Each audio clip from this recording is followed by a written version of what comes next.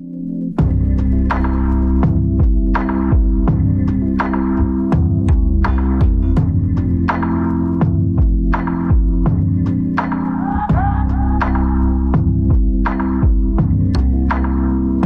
name is Marion Bay, and I am the host of Tell-A-Vision. And you know, since I've been doing this show since I think it was like 2016, you know how when you get nervous about how the show is going to be, the guests that you're going to bring on and everything, I've now learned that just put everything in God's hand and it's all going to work out. And today, I have 5 fantastic guests that will be on the show today, talking about issues. As you guys know, I always deal with issues that is affecting our community and how we can make our community better. And it's us that makes our community better. So when I was thinking about the program that I wanted to do for this month, this is a new year, and so I said, well, you know what, we need to do something that's dealing with mental health, because all of us got some issues that's going on. Okay, some of us are crazy, not too crazy, somewhat crazy, got some issues, and it's how we deal to those issues that really make the difference. And I was thinking about who can I bring on to talk about this particular issue that's dealing with women's issues, because you know, as women, we go through a whole lot. Husband, you know, with our husbands, children, school, working, you know, those types of things. And again, it's how we deal with it. And with us as Black people, a lot of times we don't want to admit that we have problems, that we need to see somebody, you know, like a therapist, because it's not like, some people don't want to admit that, well, I need to see someone, when in reality, we need to talk to somebody. And it is important who we talk to, because you don't want to talk to people and tell them your business, because then your business could be out in the streets. So I was thinking about who can I bring on for this show. And then I went back to I think it was in the 80s or 90s. I met a young lady who was a therapist, and I've started talking to her because I had lost my job, and it was the first time that I had never been working. And when I lost my job, I went through something, and I wanted to talk to someone. So the person who my job sent me to, it was somebody who wanted to put me on medication, and I did not want to get on medication. I wanted to feel the pain, because I believe that if we don't feel it, we will continue to experience it. So I wanted to know what I was going through. And when they gave me this test, I had to answer 5 questions, right? And of the 5, I got 3, which said that I was depressed. So I said, well, isn't this natural for me to be depressed? Because I'm going through this. So she said, yeah, well, you need to take this medication.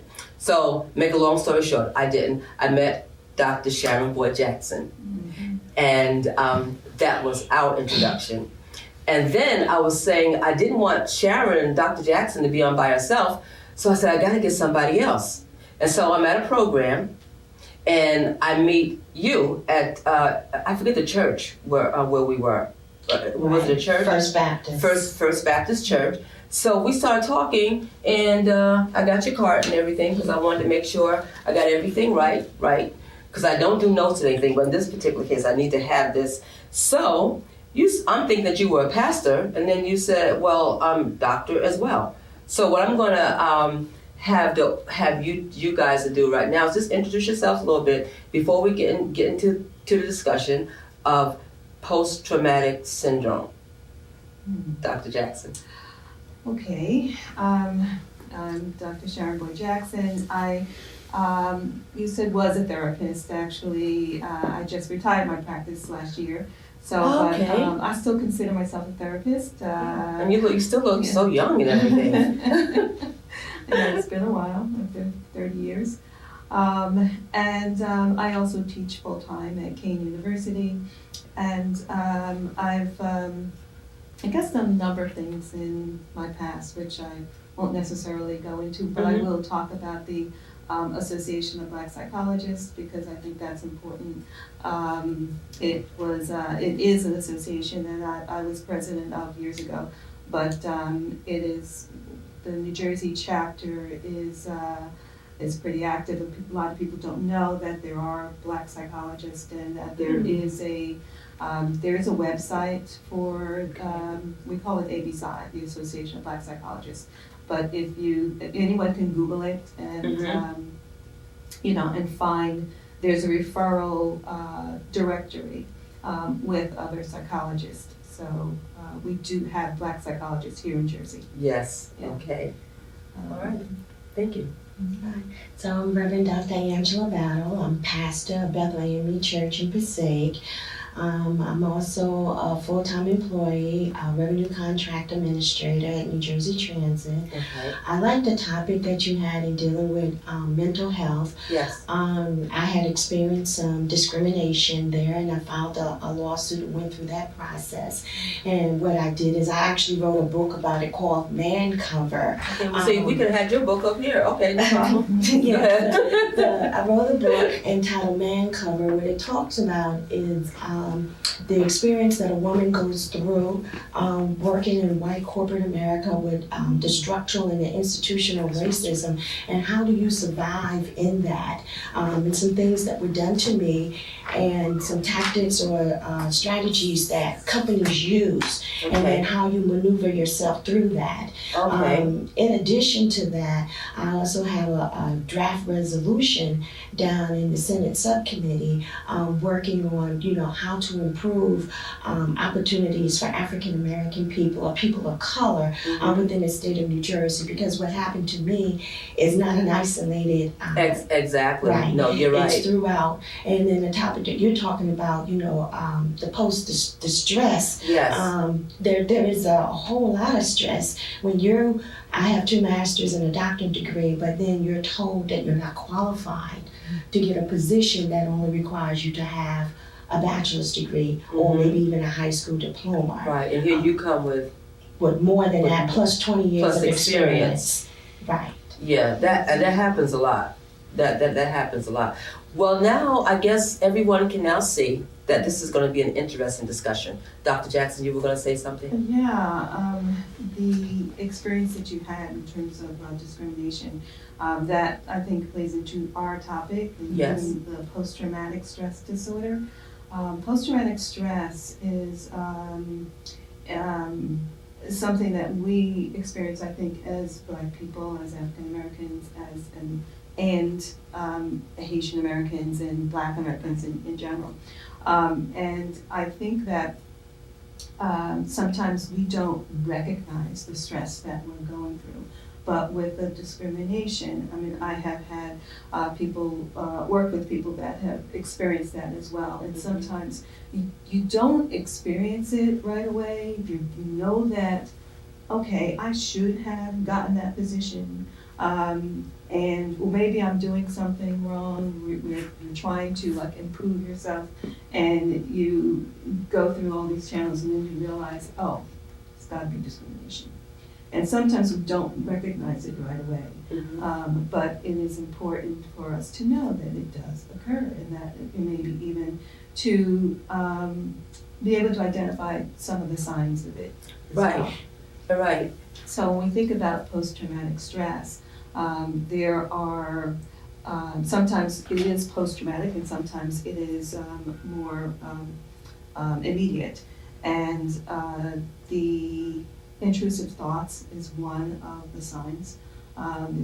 Thoughts about, well, why didn't I get that position? What's wrong? Right, and then we start thinking that there's something wrong with us when it really isn't. It's what is being done to us. Because when I took some notes about this, because when I started thinking about mental health and how we, because everything is really how we respond, to it. Then I started thinking about, as African Americans, we've gone through a whole lot of stress just coming to this country. Yes. We came to this country stressful, and we live in a racist society, and that has not changed yet. As a matter of fact, it's getting worse. So in addition to all of that, in addition to what's going on with us at our jobs, how some of us are being treated unfairly, how do we deal with that? Because see, some people, how I've noticed how they've dealt with it is like they'll get a gun and go and shoot up everybody, right? We see that on television quite a bit. Folks get mad, employees get mad, and then they want to pay back. the people who've done certain things to them. So what I'm really interested in for our audience to get is, with your being the professionals in this area, like you said, we got to recognize the problem. Mm-hmm. We have to identify it. Then what do we do after that? Because like I know with myself, prayer for me, crying for me, talking to someone, reading positive books, surrounding myself with positive people, that helps me a lot. Mm-hmm. So some people are just trying to find how or what should they do. Mm-hmm. Well, Because and one last thing too, I always thought that post-traumatic stress syndrome, it had to do with military, mm-hmm. but it doesn't. No, it certainly doesn't. I mean, when we think about post-traumatic stress, it's trauma. So Right. Any type of trauma that a person can experience. I mean, living in urban America is living within trauma sometimes. With the gun violence, with our kids dealing with things in schools. Mm-hmm. And then also, women and being abused, women being raped. I mean, Right. all those things can cause trauma. And how do we deal with it? I mean, of course, as a clinical psychologist, I'm going to say Mm-hmm. that it is important to think about going to a professional, seeing a psychologist. And I know people in our community tend to think, oh, I don't necessarily need to do that. And, Right. and it is because of racism. It's because of racism. We feel like we have to be strong. We can't, going to a therapist means being weak, Mm-hmm. means I can't handle it. And it is important for us to be able to know that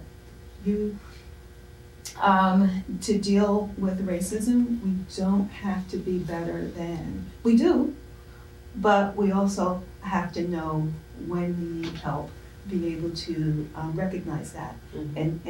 and reach out and get it. Mhm. And that's difficult, I know.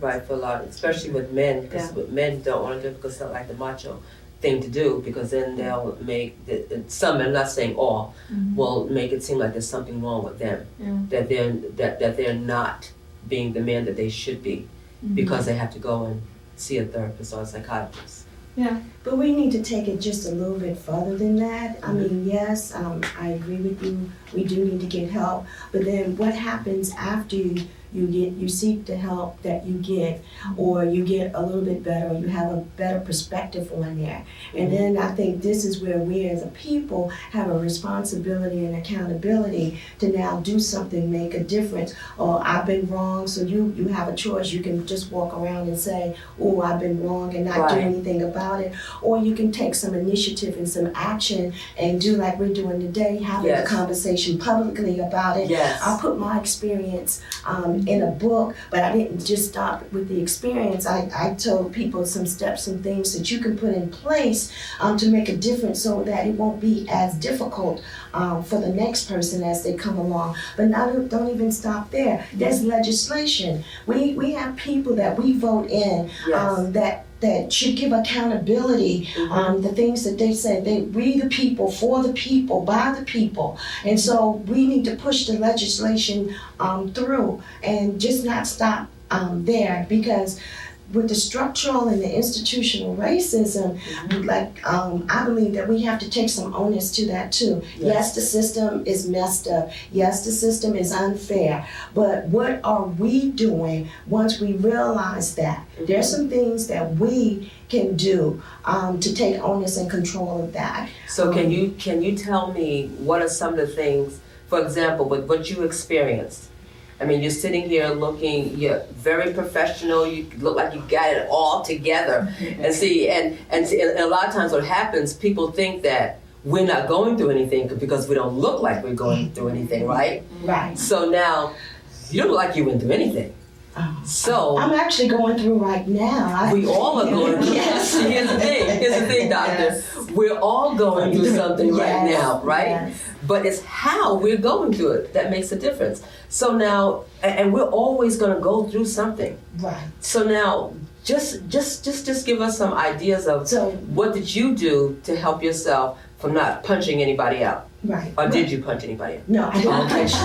No, I didn't. Okay. Because I'm the type of person, I always think past the initial action. Okay. What does it benefit me punching someone out outside of me then being arrested and filed charges and lost my Because there are job? consequences for what we do. Consequences and repercussions. So Right. we got to think a little farther ahead. Yes. My thing is the pen is mightier than the sword. When you write a letter, a lot of times we don't want to write anything. We don't want to sign our name because we don't want people to know. No, I write No, I a signed my letter. name. I sign my name and I try to get other people to sign. Right. And you can contact me, you can follow up. As a matter of fact, I give people deadlines when I need to hear back from you, or Okay. you can expect to hear from me again. And I don't mind speaking truth to power.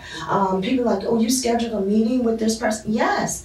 I schedule a meeting, and sometimes even without the meeting, I'll sit out and I'll wait for you to have the conversation. About so you what can say, they're doing to you, or right, okay. about or the situation, because we have sometimes people in power, they may not necessarily be doing it directly to you, but they do what I call turning the blind eye. You may know that this person is being treated unfairly and Yes. wrong, and you say nothing and you do nothing. Well, in my mind, you're just as guilty as they the are. person, because you could have stopped it, you could have prevented it. Don't say you didn't want to be involved, because you are involved. You saw it, Right. you know about it, and you did nothing Right. to help that situation. Right. So Oh, okay. you make a difference, and you call people on it. A lot of times, people they get surprised when you specifically point out an incident to them with a date and a time. Yeah. What did you mean by saying girl? When you said girl, because I'm a grown woman. I have adult children and grandchildren. So why are you calling me girl? Right. All right. Well, I didn't mean anything by it. Well, maybe you didn't. But then subconsciously, maybe Right. you did. But I Exactly. need you to think about that. So when you address me again, I'm Reverend Doctor. I earned that. Right. Yeah. I'm not your girl. Right. Right. So then, what were some of the methods that you used besides prayer to help you to stay focused and in sync with yourself? The prayer is the biggest thing, and then positive wording to yourself, mantras, scriptures, and surround yourself with positive people that's Yes. going to speak to your reality, to your dream, and people that understand what you're going through, not people that's just going to appease you. Oh yeah, Right. I understand. No, someone that really been through. If I've been through something and you've been through something, and we acknowledge that, then together we can get together, and we can work together, and we can Yes. try to make a difference Right. in that. And the other thing is, try to speak to people that can make a difference. When you're in a situation sometimes, and we're all in the same boat, that expression, Yes. okay, that's fine, we're in the same boat. But if nobody's rowing, trying to move us ahead, then we're going to stay in that same boat. So try to speak to someone else outside of the boat that can help you while you're in the boat. Right. Okay. Okay. Dr. Jackson. Absolutely. No, I'm just listening to her and Dr. Battle, and just thinking of some of the things that I've told my students, because I have teach about racism and prejudice and how to respond. And sometimes we talk about the fact that there are obstacles to action because sometimes we don't know what to do, but it is important to reach out and talk to other people, and sometimes when you are faced with a situation and you're not sure what to do, you can talk with others and then figure out how you're going to address that next time it does come up, because it will come up next time. Right. But the difficulty in facing sometimes, I find that a lot of our students are sort of just apathetic.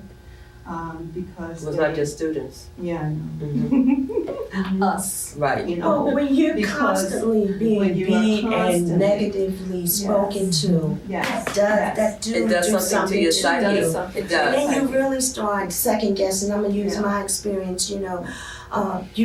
we have a problem with the way you speak. You don't necessarily fit in, or like I like the dangling earrings, and that's you make some people uncomfortable with a certain look that like you the have. cultural look, right?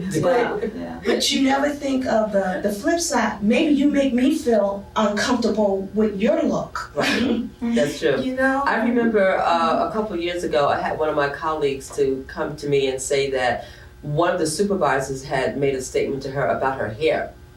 Yeah. Her hair, it wasn't locked, but it was like Afrocentric, right? And so the supervisor told her that it wasn't appropriate. And so she came and told me this. I said, that was inappropriate for her to say that to you. And so she didn't address it because she was afraid that she would lose her job. Yeah. And I think going back to what you're saying, Dr. Battle, as far as us confronting, people need to be confronted, because we're talking about creating a hostile, in your case, working environment. And it really is important for us to have an environment that's holistic, that addresses us holistically and respects us for what we've done. Like you said, you've earned you earned everything that you had. And yeah, me too. Right, exactly. But you earned it. Yeah. And so I want to get to some of the things that, as women, what we tend to do to ourselves as women. Like when we start getting jealous about each other.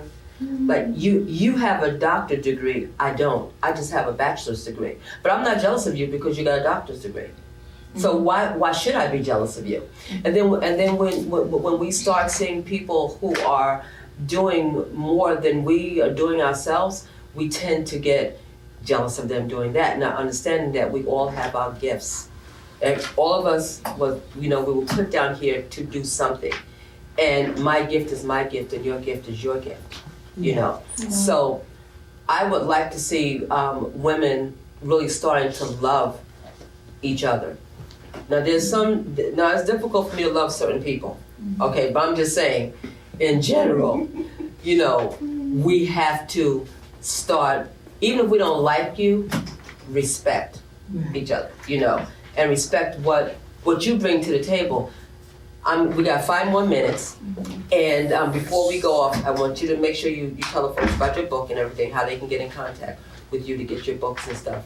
But as women, I see that we hurt each other a lot, because I've gone through this, right? There are things that I'm not going to talk about right now because I can't, but I can tell you that I have gone through it with women, and I think it is because the way society is, society says it's designed that way for us to be constantly at each other. Like, I cannot sit down with you and talk about other people, because that's being too negative.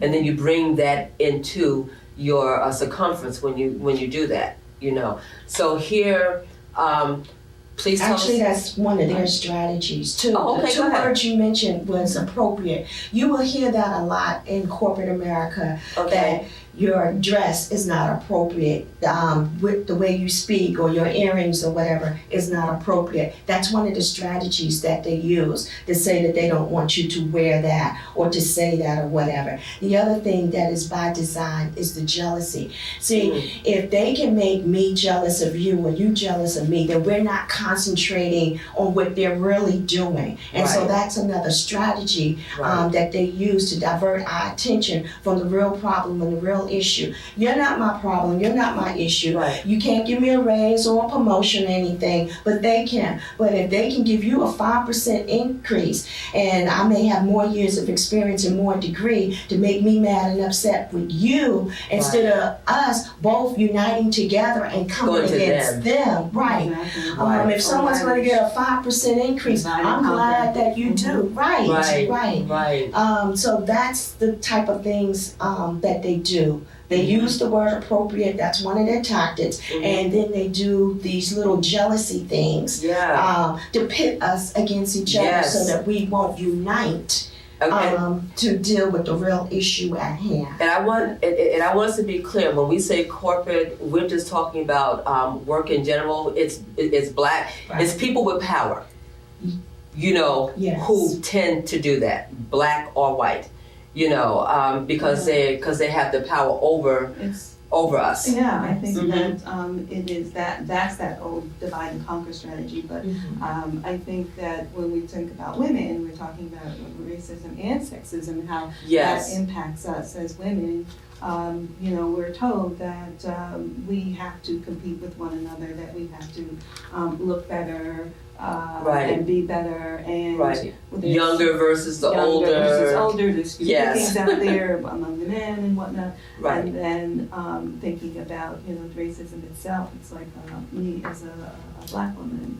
How do I compete with all that stuff that I see in the media that glorifies not my culture, in terms of beauty, and that's what some of our girls are seeing. Yes. They see these white images, and of beauty, and us. They're not seeing themselves, and they're not seeing themselves in the mirror, and so that's also part of it. That makes women sort of jealous against one another, fighting against because they're thinking that you have something that they don't have. You have something that they don't have, or that they want to get. Right. So, Doctor, could you give the title of your book again?